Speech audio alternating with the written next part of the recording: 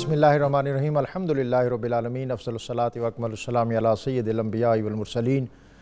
وعلی آلہ الکرام و اصحابہ العظام اجمعین۔ لفظ لفظ نور اور حرف حرف روشنی سے آراستہ نور قرآن کے ساتھ طاہر بخاری آپ سے مخاطب ہے۔ ناظرین، آج ماہ رمضان المبارک اور پھر اس کا جمعہ جس کو سید الایام کہا گیا ہے، اور پھر یہ آخری جمعہ،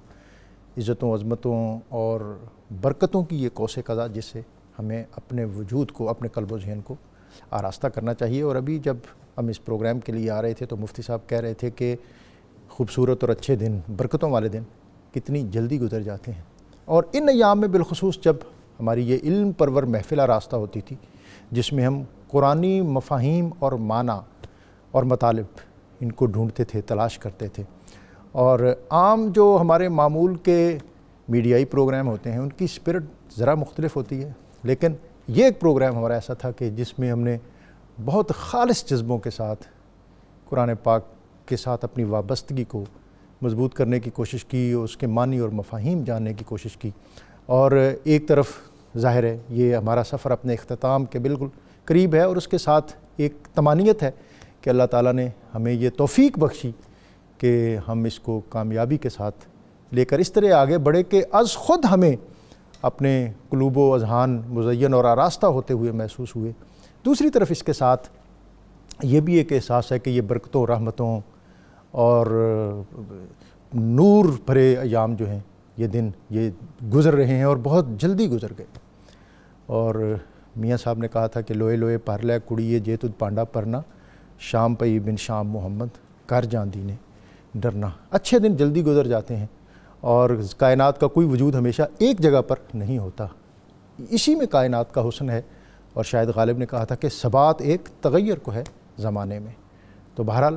یہ شب و روز جو ہیں یہ اسی سے کائنات کا نظام چلتا ہے، اور انسان جو ہے اس کی سب سے بڑی خوبی اور وصف ہی یہ ہے کہ وہ ہر طرح کے حالات میں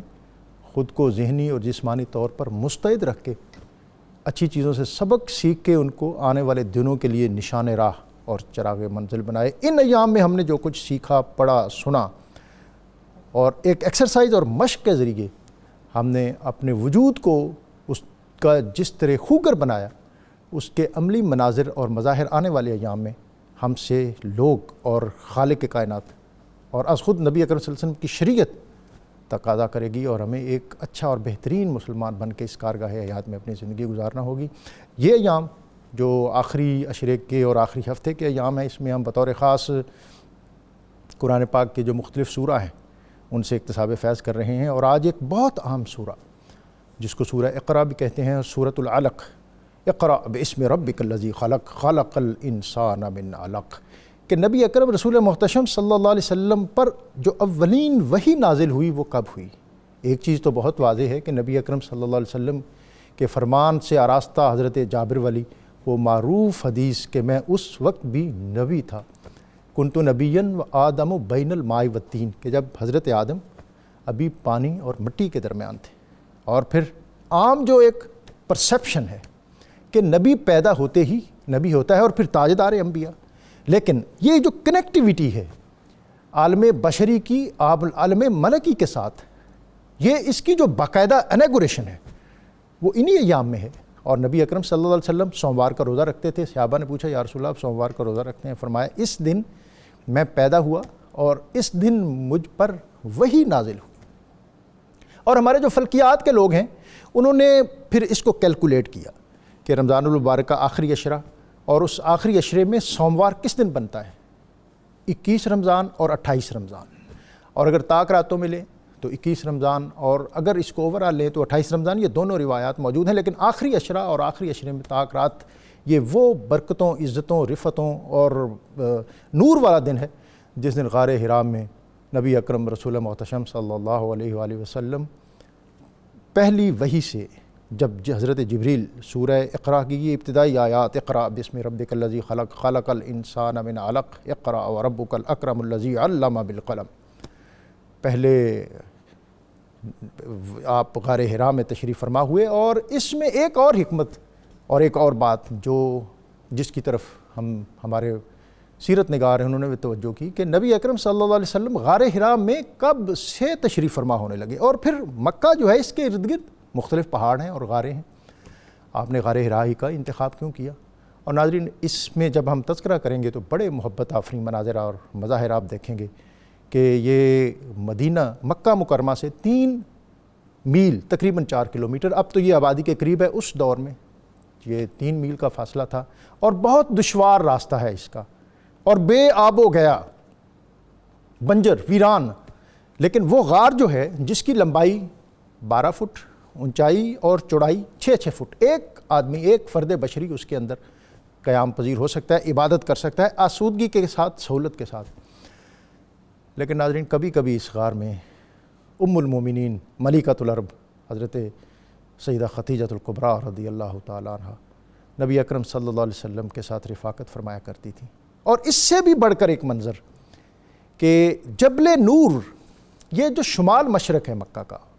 سیدہ خدیجہ الکبریٰ اپنی فیملی کے ساتھ بچوں کو لے کر آپ کے ساتھ آتی،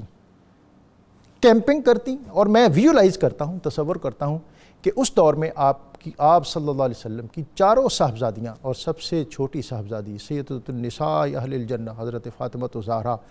شاید 4-5 سال کی عمر ہوگی، اور ان سے بڑی جو صاحبزادیاں ہیں وہ، اور حضرت خدیجہ الکبریٰ کے یہ ایام جو ہیں، اور نبی اکرم صلی اللہ علیہ وسلم کے یہ احوال جو ہیں،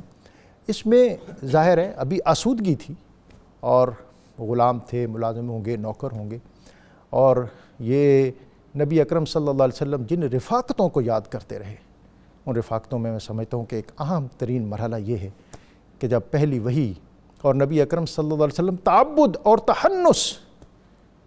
تخلیہ، خلوت گزینی کی طرف محبت ہوئی، اس سارے پروسیس سے گزر رہے تھے، تو سیدہ خدیجہ الکبریٰ رضی اللہ تعالیٰ عنہ آپ کی پاسبان بن کر آپ کے گرد اپنی محبتوں کا حصار لیے ہوئے اس قریے میں اور اس غار میں موجود ہوتی تھی۔ آج ہم اس پہلی وحی اور اس کے تناظر میں جو نور پرور باتیں ہیں ان سے اکتساب علم کریں گے، اکتساب فیض کریں گے، اور اس کے لیے ہمارے ساتھ ہمیشہ کی طرح بہت محترم اور بہت معتبر علامہ مفتی محمد اقبال چشتی خطیب العصر ہیں، اور بات کرتے ہیں اور خوب کرتے ہیں، اور بالعموم خطباء کا علمی پایہ اتنا نہیں ہوتا، جس پائے کے یہ خطیب ہیں اسی پائے کے عالم بھی ہیں۔ ہمارے دوسرے مہمان پروفیسر عین الحق بغدادی دھیمے لہجے میں مؤثر بات کہنے کا ملکہ رکھتے ہیں، میں ان کو بھی خوش آمدید کہتا ہوں، اور اللہ رب العزت کی بارگاہ میں حمد کا نذرانہ پیش کرنے کے لیے آج ہمارے ساتھ معروف ثناخوان محمد شہباز قمر فریدی آج موجود ہوں گے۔ حضرت بابا فرید الدین مسعود گنج شکر رحمۃ اللہ علیہ آپ کی بستی پاک پتن شریف اس سے نسبت کے حامل ہیں، اسی لیے یہ فریدی کہلواتے ہیں، اگر سے شکل سے بعض اوقات آفریدی بھی لگتے ہیں لیکن فریدی ہیں، اور اس نسبت کی برکت سے اللہ تعالیٰ نے ان کو بہت زیادہ عزتیں، عظمتیں اور رفعتیں عطا کی ہیں۔ موضوع کی طرف جانے سے قبل آج کا اسم مبارک العدل، سب سے بڑھ کر انصاف کرنے والا، وہ انصاف کرتا بھی ہے اور پھر انصاف کرنے کا حکم بھی دیتا ہے۔ ان اللہ یامر بالعدل، عدل کریں تے تھر تھر کمبن اونچیاں شانہ والے، فضل کریں تے بخشے جاون میں جے منہ۔ اللہ تعالیٰ کا فضل ہمیشہ شامل حال رہے اور رہنا چاہیے، اور اسی کی دعا کرنی چاہیے۔ مفتی صاحب آج کا موضوع ماہ رمضان المبارک، اور آج آخری جمعہ، اور پھر مائک آپ جیسے خطیب عصر کے پاس ہو تو پھر اس کیا بیان ہونا چاہیے، یہ کچھ کہنے کی ضرورت تو نہیں ہے جناب۔ یہ سورہ اقرا اور سورہ علق، اس میں رسول اکرم صلی اللہ علیہ وسلم پر پہلی اترنے والی یہ وحی ہے، اور اس صورت میں بڑی عجیب بات ہے، ابتدائی آیات رسول اللہ علیہ السلام کے ساتھ اللہ کا خطاب ہے، پھر رسول اللہ علیہ السلام کے علم پڑھنے پڑھانے کی بات ہے، اور اس کے بعد پھر ابو جہل کی مذمت ہے۔ کائنات کے سب سے عظیم المرتبت انسان جناب محمد الرسول اللہ علیہ السلام کی عظمت کے بعد ابو جہل کی مذمت۔ ڈاکٹر صاحب اس پہ میں پہلی بات یہ کروں گا کہ رب کائنات نے اپنے بندوں کو قرآن کے ذریعے یہ پیغام دیا کہ پڑھنے پڑھانے، خدا شناسی اور علم کا تعلق یہ رسول اللہ کی ذات کے ساتھ ہے۔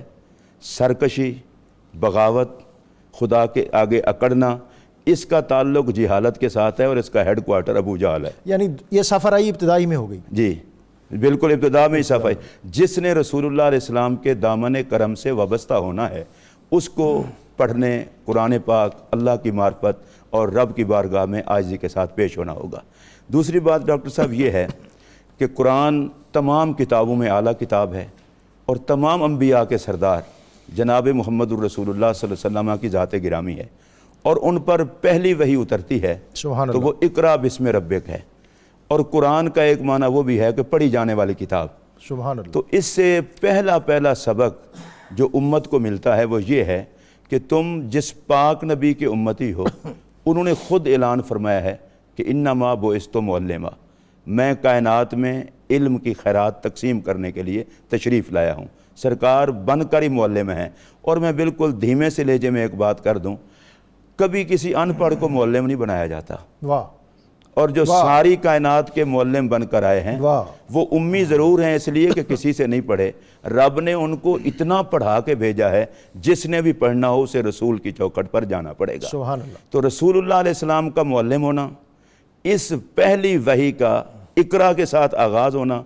اور پھر اس کتاب کا نام قرآن ہونا، ہمیں اس بات کی دعوت دیتا ہے جن کا تعلق قرآن کے ساتھ ہے، جن کا تعلق اللہ کے نبی کے ساتھ ہے، ان کا تعلق کبھی پڑھنے اور کبھی لکھنے اور کبھی علم سیکھنے سکھانے سے علیحدہ نہیں ہو سکتا۔ سبحان اللہ۔ ابھی آپ نے حضرت سیدہ خدیجۃ الکبریٰ رضی اللہ تعالی عنہا کی بات کی ہے۔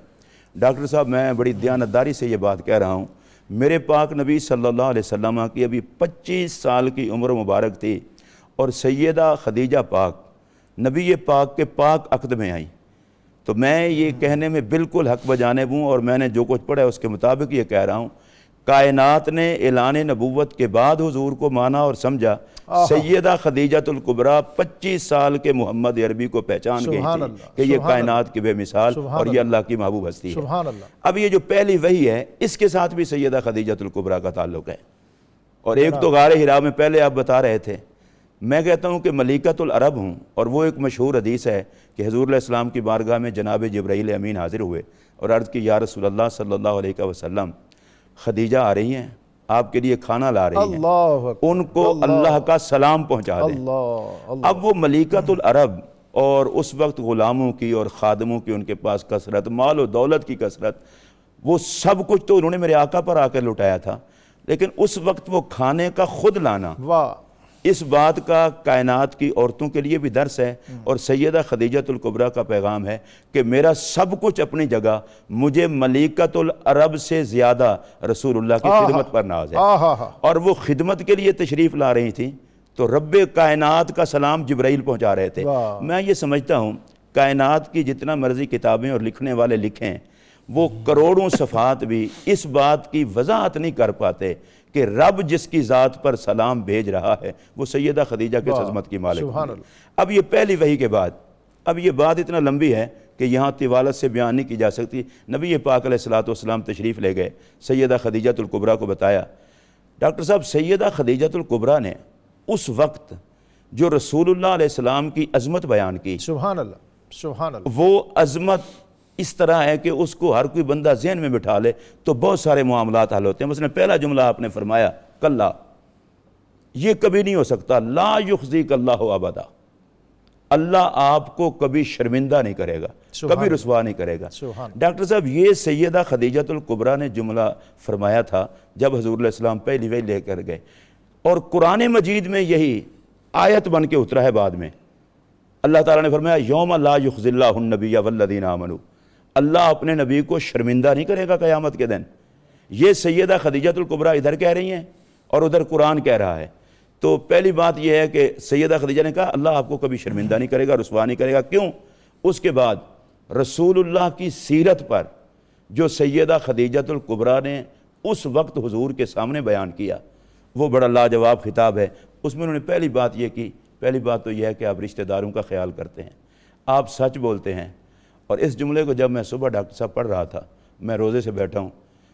آس بھی تھی اور میرے اوپر عجیب کیفیت طاری ہو گئی، کہا تحمل الکلہ، جن کا کوئی نہیں نہ ہوتا ان کا بوجھ آپ اٹھاتے ہیں۔ اللہ اکبر۔ اور میں آج 28ویں روزے میں اپنے ناظرین کو یہ کہنا چاہتا ہوں، اپنا تعلق اس رسول سے جوڑ لو جن کے پاس کچھ نہیں ہوتا ہو ان کو وہ اپنے کھاتے میں ڈال لیتے ہیں۔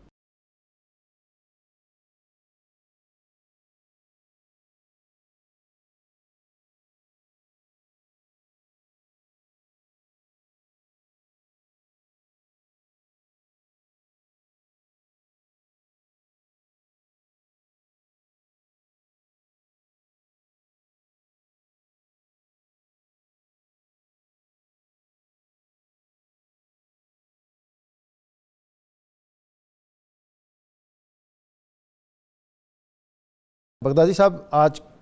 کی جو ایک مجھے ابھی جو مفتی صاحب نے 28 رمضان جب کہا تو میں دوبارہ پھر اپنی اس پہلی بات کی طرف گیا کہ جو ہم تقویم کے لوگ ہیں انہوں نے 21 اور 28 اس کا تعین کیا ہے کہ یا 21 رمضان تھی پہلی وحی یا 28 تھی،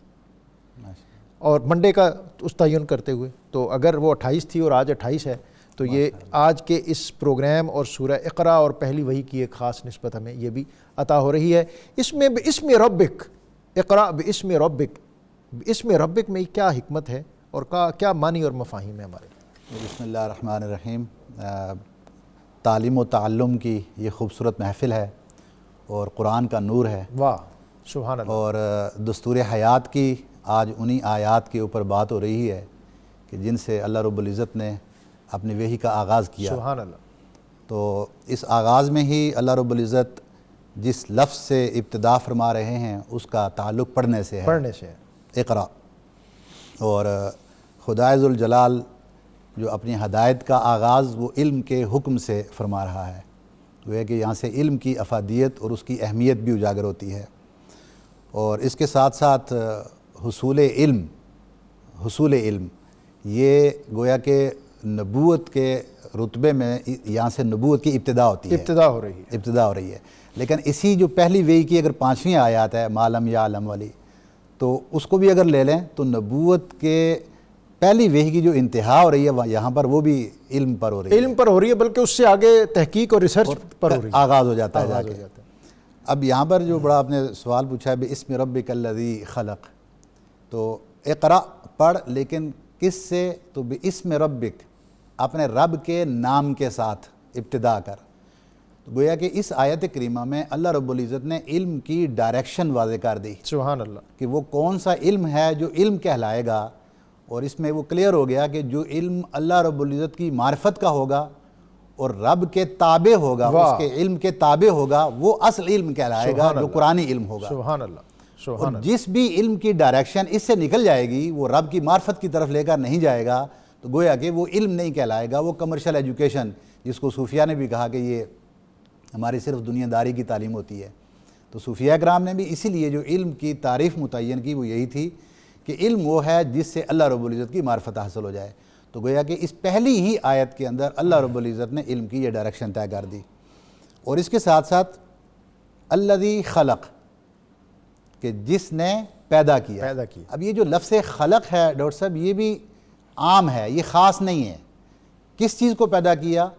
یعنی ہر چیز جو اللہ رب العزت نے تخلیق کی ہے ان تمام چیزوں کا علم حاصل کرنا یہ ضروری ہے۔ سبحان اللہ۔ اس میں کوئی تعین نہیں ہے کہ صرف آپ قرآن کا علم حاصل کریں یا فقہ کا علم حاصل کریں یا آپ حدیث کا علم حاصل کریں گے تو یہ آپ کو معرفت دے گا، بلکہ اگر یعنی اس سے اگلی جو آیت بھی ہے وہ بھی اسی کے اوپر واضح دلالت کرتی ہے کہ خلق الانسان من علق، جو جدید علوم تھے ان کو بھی اللہ رب العزت نے علم معرفت کے تابع کر دیا، کیونکہ ان علوم کے ذریعے انسان جلد اللہ رب العزت کی معرفت تک پہنچ جاتا ہے۔ سبحان اللہ۔ اب جو الذی خلق کا لفظ عام تھا تو اس میں اب ہر وہ چیز شامل ہے کہ آپ اگر سمندروں کا علم لے لیں تو اس کی گہرائیوں تک جانا ہے آپ نے تو وہ علم بھی اسی کے تابع ہو جائے گا۔ آپ اگر ارضی جو کائنات کا علم ہے، زمینی علوم ہیں، بایولوجیکل جو علوم ہیں ان کو لے لیں تو وہ بھی اللہ رب العزت کی معرفت کی طرف لے کر جانے والے ہوں گے۔ آپ اگر سائنٹیفک جو بھی علم ہوگا وہ الذی خلق کے ہی زمرے میں آئے گا۔ سبحان اللہ۔ تو اس میں ڈاکٹر صاحب اگلی جو آیت تھی علق والی، تو اس کے ذریعے اللہ رب العزت نے جتنے بھی جدید علوم تھے وہ بھی سارے رب کی معرفت میں لے آئے۔ اب ایک صرف چھوٹی سی گزارش ہے کہ ہر وہ علم جو علم انسان کو رب کی طرف لے کر جائے گا اس میں بے شک آپ نے بہت بڑی بڑی ڈگریاں حاصل نہ بھی کی ہوئی ہوں وہ رب کی معرفت والا علم ہوگا،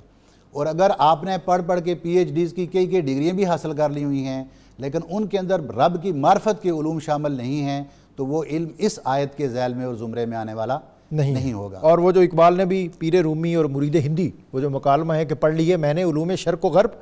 روح میں باقی ہے اب تک درد و کرب، یہ اپنے شیخ رومی کو کہتے ہیں۔ پھر شیخ رومی آگے سے کہتے ہیں کہ علم را برتن زنی مارے بود، وہ علم جو تیرے لیے محض جسمانی نشو و نما اور آسودگی کا باعث بنے وہ علم نہیں ہے، وہ بلکہ تیرے لیے سانپ ہے۔ علم را برتن زنی مارے بود علم را بر دل زنی یار بود، کہ وہ علم جس سے تیرے دل کی دنیا آباد ہو، تیرے ذہن کو روشنی میسر آئے اور تو حق اور حقانیت کی طلب تڑپ اور کسک میں آگے بڑھے، وہی علم تیرے لیے چراغ راہ بھی ہے اور منزل بھی ہے۔ مفتی صاحب اس صورت کے اندر جو مضامین ہیں اور پھر اس کی حکمتیں اور پھر وہ اوائل دور سارا جناب۔ ڈاکٹر صاحب ابھی بڑی خوبصورت بات ہو رہی تھی، اقرا بسم ربک الذی خلق۔ رسول اللہ علیہ الصلوۃ والسلام کو کہا جا رہا ہے محبوب پڑھیے اپنے رب کے نام سے جس نے پیدا فرمایا۔ رب کہتے ہیں جو آہستہ آہستہ کسی کو درجہ کمال تک پہنچائے، اور خلقہ جس نے وجود عطا فرمایا۔ تو اس میں ایک بڑا حسن ہے، گویا کہا جا رہا ہے کہ اے محبوب جس مالک نے تمہیں اتنا حسین محمد بنایا ہے، واہ اس مالک کے نام پر پڑھیے۔ واہ سبحان اللہ۔ اور مجھے یہاں سے جو نقطہ سمجھ آ رہا ہے وہ یہ ہے، پڑھنے پڑھانے کا تعلق اگر حسن مصطفیٰ سے جدا ہو جائے تو آوارگی ہے، واہ اور اگر نبی کے حسن پر نظر رکھ کے پڑھایا جائے تو علم ہے۔ واہ واہ آپ دیکھیں رسول اللہ علیہ السلام نے صحابہ کرام کو قرآن مجید پڑھایا۔ کائنات میں صفہ سے بڑی درسگاہ کوئی نہیں، صحابہ سے بڑی کلاس کوئی نہیں، اور مدینہ کے تاجدار سے بڑا سبحان اللہ استاد کوئی نہیں، اور قرآن سے بڑا نصاب کوئی نہیں۔ سبحان اللہ۔ اب جب رسول اللہ علیہ السلام صحابہ کرام کو پڑھاتے تھے تو صحابہ کرام میں سے کسی کے سامنے قرآن کتابی صورت میں نہیں تھا، کتابی صورت میں تو جمع ہی بعد میں ہوا ہے۔ یہ عجیب بات ہے کہ جہاں سے پوری کائنات کو علم کا نور ملنا ہے، اس درس گاہ میں نہ پڑھنے والوں کے سامنے کتاب ہے اور نہ پڑھانے والوں کے سامنے کتاب ہے۔ اب اس کی حکمت کیا ہے؟ مجھے تو حکمت یہ لگتی ہے، اللہ کو یہ بات پسند ہی نہ ہوئی کہ محبوب آپ پڑھائیں اور کوئی کتاب کو دیکھے۔ سبحان اللہ۔ محبوب جب آپ پڑھا رہے ہوں تو کوئی کتاب کو نہ دیکھے، جس نے دیکھنا ہو آپ کی صورت میں شباب کو دیکھے، حسن کو شباب کو دیکھے۔ تو یہ پڑھنے پڑھانے کا تعلق خدا کی معرفت اور جسے ہم علم کہتے ہیں، یہ اس وقت تک نصیب ہی نہیں ہوتا جب تک کہ آپ کی نظروں کے سامنے جمال مصطفیٰ کریم نہ ہو۔ میں قرآن مجید کی ایک اور آیت کا حوالہ دوں۔ قرآن مجید میں اللہ فرماتا ہے یضل بہ کثیرا ویہدی بہ کثیرا۔ قرآن پاک سے بہت سارے لوگ گمراہ ہوتے ہیں، بہت سارے ہدایت پاتے ہیں۔ کتاب ایک ہی ہے، ہدایت کون پاتے ہیں، گمراہ کون ہوتے ہیں؟ بڑی سیدھی سی بات ہے، جو قرآن کو صرف عربی کے ذریعے سمجھنے کی کوشش کرتے ہیں، گمراہی ان کا مقدر بنتی ہے، اور جو قرآن سمجھنے کے لیے عرب کے ماہی پر نظر رکھتے ہیں، ہدایت ان کا مقدر بنتی ہے۔ سبحان اللہ۔ اور یہ اقرا بسم ربک الذی خلق میں پھر یہ کہوں گا کہ اس ماحول میں رسول اللہ علیہ السلام تشریف لائے جس ماحول میں پڑھنے لکھنے کا کوئی رواج نہ تھا، کوئی تعلق نہ تھا، امیوں کے اس معاشرے میں پہلی وحی یہ لے کر حضور آئے۔ تو میرے پاک نبی کا پیغام یہ ہے کہ میں جہالت کے اندھیروں کو دور کرنے آیا ہوں۔ اگر کوئی میرا غلام بن کے میرے مشن کو آگے بڑھنا چاہتا ہے تو وہ پڑھنے اور پڑھانے کی طرف جائے۔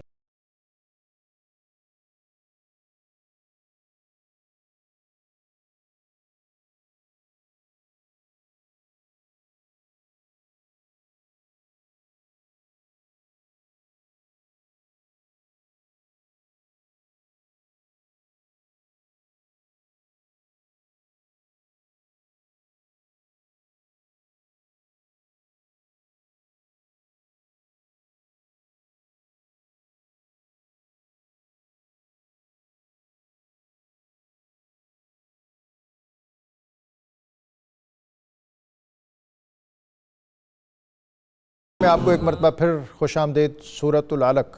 پہلی وحی، اور اقبال نے کہا تھا کہ نبی اکرم رسول محتشم صلی اللہ علیہ وآلہ وسلم دنیا میں اس پہلی وحی کے ساتھ تشریف لائے تو پھر آپ نے ایک آئین، قانون اور دستور جو ہے وہ دنیا کو عطا کیا۔ بریک سے قبل جو ہمارے کالر تھے ان میں سے ایک نے یہ سوال کیا کہ اب اساتذہ جو ہیں ان کا وہ ادب احترام وہ نہیں رہا۔ ہم نے جب اس پر ایک پورا پروگرام کیا تھا کہ استاد کے کیا حقوق ہیں، اور پھر ہم نے حضرت علی المرتضیٰ رضی اللہ تعالیٰ عنہ سلام اللہ علیہ آپ کا وہ قول بھی آپ لوگوں کو پیش کیا تھا کہ جس نے مجھے ایک لفظ پڑھایا پھر وہ میرا آقا ہے اور میں اس کا غلام، وہ مجھے جس طرح چاہے لیے پھرے۔ لیکن یہ آج کے دور کی بات، 100 سال پہلے اقبال نے کہا تھا کہ تھے وہ بھی دن کے خدمت استاد کے عوض، جی چاہتا تھا ہدیہ دل پیش کیجیے۔ بدلا زمانہ ایسا کہ لڑکا پس از سبق کہتا ہے ماسٹر سے کہ بل پیش کیجیے۔ کمرشلزم، مادیت، میٹیریلزم اتنا ہو گیا کہ وہ جو تعلق تھا استاد اور شاگرد کے درمیان جو ایک باپ اور بیٹے والا ہوتا تھا، جس میں استاد کے سامنے کبھی کوئی اپنی نشست پر نہیں بیٹھتا تھا، استاد اگر سرِ راہ نظر آ جاتا تھا تو سواری سے لوگ نیچے اتر جاتے تھے۔ اور علامہ اقبال کا وہ بڑا معروف واقعہ ہے کہ آپ اپنے ایک دوست کے والد کی دکان پر کھڑے تھے، تھڑے پر پاؤں رکھا ہوا تھا، پاؤں میں جوتی نہیں تھی، ایک پاؤں میں جوتی تھی، جو اوپر پاؤں رکھا ہوا تھا وہ بغیر جوتے کے تھا۔ ان کے استاد سید میر حسن وہاں سے گزرے تو اسی عالم میں برجستگی میں ان کے پیچھے چل پڑے ہاتھ باندھے ہوئے، یہاں تک کہ وہ اپنے گھر کے دروازے پہ پہنچے۔ اور پھر کسی نے پوچھا کہ یہ ایک پاؤں میں جوتا ہے اور ایک، تو انہوں نے کہا کہ مجھے جب میں نے اپنے استاد کو دیکھا تو ان کی محبت کا جو شوق میرے اندر طاری ہوا، تو میں اس بات سے پھر انہوں نے یہی کہا تھا کہ تجھے اقبال ایک سید کے گھر سے فیض پہنچا ہے۔ اور جب ان کو سر کا خطاب ملنے لگا تھا تو انہوں نے کہا تھا کہ یہ مجھے نہ دو، یہ اگر دینا ہے تو وہ سید میر حسن کو دو۔ تو انہوں نے کہا کہ اس کی کوئی تصنیف، اس نے کہا کہ یہ اقبال اس کی سب سے بڑی تصنیف ہے۔ استاد کے ادب کے بغیر دنیا میں علم کا حصول جو ہے وہ ممکن نہیں ہے۔ لیکن ہمارے ہاں چونکہ روایت بدل گئی ہے کہ کیا کہیں احباب، اکبر الہ آبادی نے طنز کی تھی ہمارے اس رویے پر کہ کیا کہیں احباب کیا کار نمایاں کر گئے، بی اے کیا نوکر ہوئے، پینشن ملی اور مر گئے۔ یہ ہمارا دور اور یہ ہمارا المیہ ہے کہ جس میں ہمارے پاس کچھ کرنے اور کر گزرنے اس کی طلب تڑپ موجود ہی نہیں ہے، بس ایک معمول کی روایتی زندگی آئے اور چلے گئے۔ اللہ تعالیٰ ہمارے امور میں اور پھر ہمارے علوم میں برکت عطا فرمائے۔ بہرحال اس پر حتمی بات جو ہے وہ علماء سے بھی لوں گا، اور پھر اسی طرح جو اور دیگر سوال ہیں اس میں بھی، اور پھر مفتی صاحب نے جو آج بات کی کہ نبی اکرم رسول محتشم صلی اللہ علیہ وآلہ وسلم جب پہلی وحی لے کر دنیا میں اپنے گھر میں مکے کی وادی میں آئے، جسے حالی نے کہا تھا کہ اتر کر ہرا سے سوئے قوم آیا، وہ ایک نسخہ ایک کیمیا ساتھ لایا، انک لتصل الرحم وتحمل الکل وتکسب المعدوم۔ اور اس کو پھر حالی نے ہی مسدس میں کہا تھا کہ وہ نبیوں میں رحمت لقب پانے والا، مرادیں غریبوں کی برلانے والا، مصیبت میں غیروں کے کام آنے والا، وہ اپنے پرائے کا غم کھانے والا۔ یہ اس کا ترجمہ ہے جو سیدہ خدیجہ الکبریٰ رضی اللہ تعالی عنہا نے اس موقع پر جب آپ صدیقۃ الکبریٰ کے منصب پر فائز ہوئیں۔ یہ سوال ہے مفتی صاحب، اس پر آپ کچھ رہنمائی دے دیں۔ ایک تو یہ ہے کہ اپنی محرومی کا تذکرہ کیا ہے جو ہر گھر کی محرومی ہے، کہ ہمیں پتہ نہیں ہے کہ اگر ہمارے بزرگوں میں سے کوئی دنیا سے چلا جائے تو اس کا غسل، اس کی تجہیز، اس کی تکفین، اس کے لیے ہم معذور ہیں کہ مسجد سے کوئی آئے اور یہ سارے مراحل اور معاملات طے کریں۔ اور آخری وہی بالعموم تو یہی ہے، الیوم اکملت لکم دینکم واتممت علیکم نعمتی ورضیت لکم الاسلام دینا، جو خطبہ حجۃ الوداع کے موقع پر ہے غالباً، اور حضرت سیدنا صدیق اکبر نے جب یہ آیت سنی تھی تو آپ کی آنکھوں سے آنسو آئے تھے کہ جب کوئی نبی اپنی ذمہ داری مکمل کر لیتا ہے تو پھر اس کے اس دنیا میں زیادہ قیام وہ پسند نہیں کرتا۔ اور اسی طرح یہ دیگر جو چیزیں ہیں وہ جناب۔ ماشاءاللہ ڈاکٹر صاحب، آپ نا بہت خوبصورت عنوان بڑے پیار سے چھیڑ دیتے ہیں۔ پہلے آپ نے ایک بات کی اتنا خوبصورت کہ کسی کو لفظوں سے کچھ بھی سمجھ نہیں آتا اور کوئی معنی کے سمندر نکالتے ہیں۔ اس پر میں سب سے پہلے حضور مولا کائنات کی بات کروں گا، جنہوں نے فرمایا تھا کہ اگر میں بسم اللہ کی با کی تفسیر کروں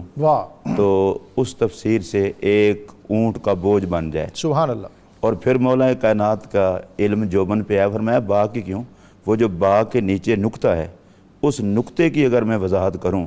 تو میں 80 اونٹ لا دوں۔ واہ واہ واہ واہ۔ اب میں کبھی کبھی سوچتا ہوں کہ مولا کائنات کے یہ سارے علوم رسول اللہ کی خیرات ہیں، کیونکہ آپ کے شاگرد ہیں، تو جس پاک نبی نے خود خدا سے پڑھا ہے، حضور کا علم کتنا ہوگا؟ سبحان اللہ۔ اور امام شارانی نے ایک بزرگ کے حوالے سے لکھا ہے، وہ کہتے تھے حروف تہجی میں سے کوئی ایک حرف پڑھو، میں سارے مسائل شریعت بیان کر دوں گا۔ واہ واہ۔ اب اگر مولا علی کے فقیر کا یہ علم ہے تو نبی پاک کا علم کتنا ہوگا؟ سبحان اللہ۔ دوسرا ڈاکٹر صاحب، یہ جو استاد کی عزت کی آپ نے بات کی ہے، اس کو بھی ہمیں رسول اللہ کے دامن کرم سے وابستہ ہو کر دیکھنا چاہیے۔ سبحان اللہ۔ آپ نے اور ہم نے پڑھا بھی ہے، سنا بھی ہے، رسول اللہ علیہ السلام کے صحابہ نبی پاک کی بارگاہ میں ان کے بیٹھنے کا انداز کیا ہوتا تھا؟ واہ سبحان اللہ۔ وہ میرے آقا کے امتی بھی تھے اور میرے آقا کے شاگرد بھی تھے۔ واہ۔ رسول اللہ علیہ السلام نے حضرت عبداللہ ابن عباس کو جو دعا دی کہ یا اللہ اس کو کتاب کا علم عطا فرما، تو ان کے ایک ادب کو دیکھ کر دعا دی تھی نا۔ انہوں نے وضو کے لیے پانی پیش پانی کیا، رکھا، ہاں۔ نبی پاک کا دریائے کرم جوش میں آ گیا کہ اتنا ادب کرتے ہو، اللہم علم الکتاب۔ سبحان تو یہ علم کی عطا میں استاد کے ادب کو بڑا دخل ہے۔ پھر حضور علیہ الصلوۃ والسلام نے حضرت عبداللہ ابن مسعود رضی اللہ تعالیٰ عنہ کو اس امت کا معلم فرمایا۔ سبحان اللہ۔ امت کے معلم جناب عبداللہ ابن مسعود ہیں۔ اچھا، امت کے معلم کی ڈیوٹی کیا تھی؟ رسول اللہ کے جوڑے اٹھانا، واہ، رسول اللہ کے وضو کے پانی کا برتن اٹھانا، رسول اللہ کا تکیہ اٹھانا۔ تو مجھے اس سے بھی یہ سبق عصا لے کر آگے چلتے تھے، پروٹوکول۔ پروٹوکول، تو اس سے مجھے یہ سبق ملتا ہے اور امت کو ملتا ہے کہ دیکھ لیں میرے پاک نبی کی خدمت پر جو شاگرد معمور تھا، سرکار نے اس کو امت کا استاد بنایا تاکہ میری امت استاد کا احترام نہ بھولے۔ بغدادی صاحب، میں چاہوں گا کہ آج کے اس موضوع اور مضمون کے حوالے سے ایک تو اقرا وربک الاکرم، اس پر بھی، اور یہ جو کویسچن ہے اگر آپ ان میں سے کسی پر بھی اظہار خیال فرمانا ہے تو۔ دو چیزیں ڈاکٹر صاحب، اس سورہ مبارکہ کے دو حصے تھے۔ پہلی 5 آیات جو پہلی ابتدائی وحی اور جو تعلیم و تعلم کے متعلق تھیں، اور جس میں الاکرم کا بھی استعمال جو ہے اللہ رب العزت نے اس لیے یہ ارشاد فرمایا تھا کہ تاکہ انسان اپنے علم کے اندر متکبر نہ بن جائے۔ جب وہ علم حاصل کرے تو وہ پھر اپنے آپ کو عقل کل نہ سمجھ بیٹھے، بلکہ وہ بہرحال لوٹ کر اللہ رب العزت کی بارگاہ میں ہی رہے کہ کرم پھر یہ میرے مولا کا ہی ہے، اور اسی کی وجہ سے میں یہ سب کچھ جانتا ہوں۔ اور تقاضا بھی ڈاکٹر صاحب یہی ہے کہ جب انسان علم کی گہرائی میں چلا جاتا ہے تو اس کے ساتھ ساتھ اس کے اوپر جب حقیقتیں آشکار ہوتی ہیں تو وہ سمجھنے لگتا ہے کہ میں نے تو ابھی تک علم کا کچھ بھی حاصل نہیں کیا، اور اصل علم تو وہی ہے جو اللہ رب العزت کے پاس ہے۔ سبحان اللہ۔ تو ڈاکٹر صاحب، اس سورہ مبارکہ کا جو دوسرا ایک اہم پارٹ تھا جو آیت نمبر 6 سے آگے سٹارٹ ہوتا ہے، وہ ہے کہ اللہ رب العزت نے حضور نبی اکرم صلی اللہ علیہ وسلم جو کہ غار حرا میں جا کر آپ عبادات فرماتے، اللہ رب العزت کے ساتھ آپ نے ایک لو لگائی،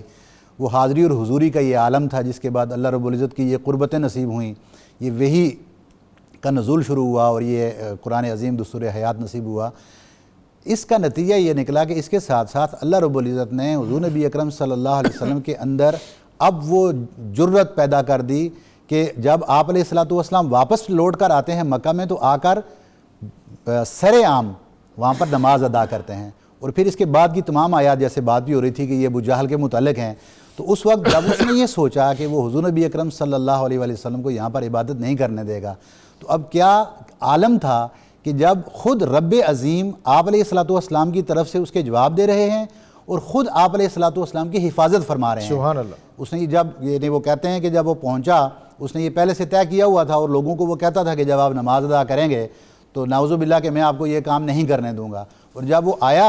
اس نیت کے ساتھ تو کہتے ہیں کہ وہ آپ کے پاس آنے سے ڈرتا تھا اور اپنے آپ کو بچاتا اور اپنے منہ کو بچاتا وہ پیچھے کی طرف بھاگ رہا تھا۔ تو ابن عباس فرماتے ہیں کہ جب اسے بعد میں یہ بات پوچھی گئی تو وہ کہتا تھا کہ مجھے کچھ ایسی غیبی طاقتیں آگے نظر آتی تھیں جن کے پر تھے اور آگ کی ایک خندق نظر آتی تھی کہ میں اس سے ڈر رہا تھا کہ اگر ایک قدم بھی میں آگے کی طرف چلا جاؤں گا تو یہ چیزیں مجھے اچک لیں گی اور اٹھا لیں گی۔ تو حضور نبی اکرم صلی اللہ علیہ وسلم نے اس کے اوپر ارشاد فرمایا تھا کہ اگر وہ شخص اپنی اس حرکت سے باز نہ آتا تو فرشتے اس کو لوگوں کے سامنے پکڑ لیتے، اس کی گرفت کرتے اور اس کو ہلاک اور اس کے چیتڑے اڑا دیتے۔ گویا کہ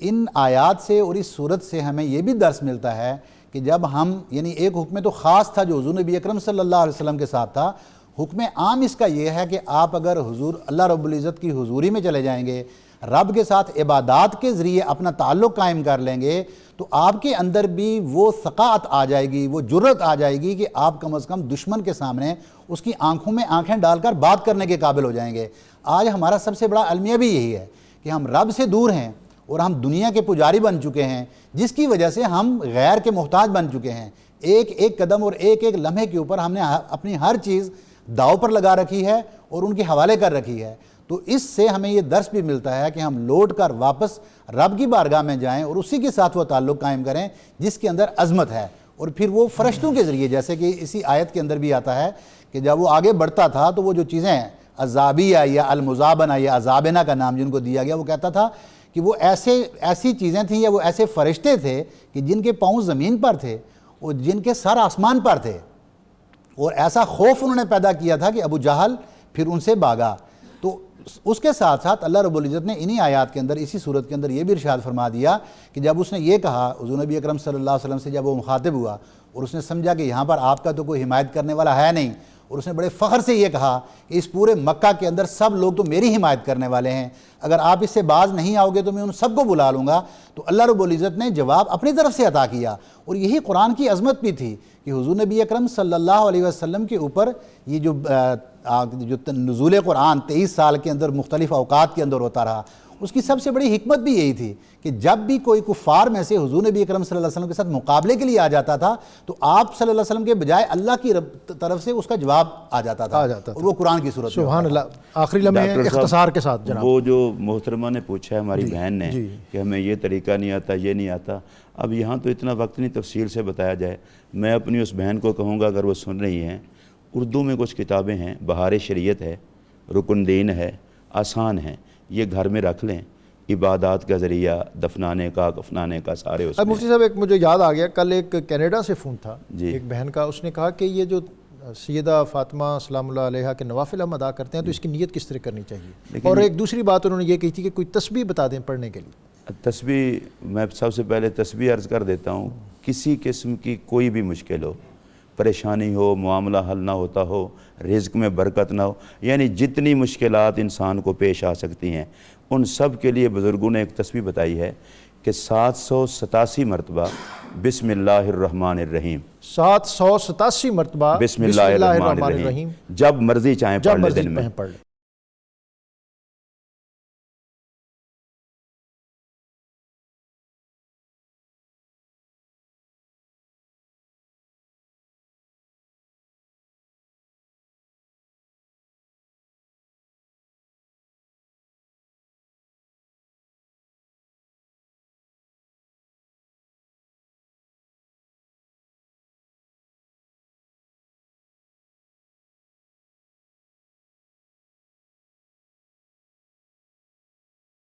کا وظیفہ، اگر کوئی شخص کسی بڑی مصیبت میں مبتلا ہو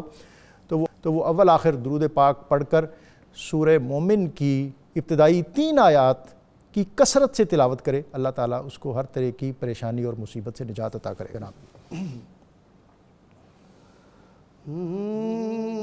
سزا دینے والا، جزا دینے والا، وہی تو ہے سب کو خدا دینے والا، سزا دینے والا، وہ اعلیٰ ہے، یکتا ہے، وہ لم یزل ہے، نہ مرضی میں اس کی کسی کا دخل ہے، وہ مٹی سے پودے اگا دینے والا، وہی تو ہے سب کو خدا دینے والا، سزا دینے والا، جزا دینے والا، نہ نیند آئے اس کو، نہ اس کو فنا ہے، وہی ابتدا ہے، وہی انتہا ہے، وہ چڑیوں سے شاہی مرا دینے والا، وہی تو ہے سب کو خدا دینے والا، ولی انبیاء سب اسی کے سوالی، ولی انبیاء سب اسی کے سوالی، ثنائے الہی کرے ڈالی ڈالی، وہ رحمت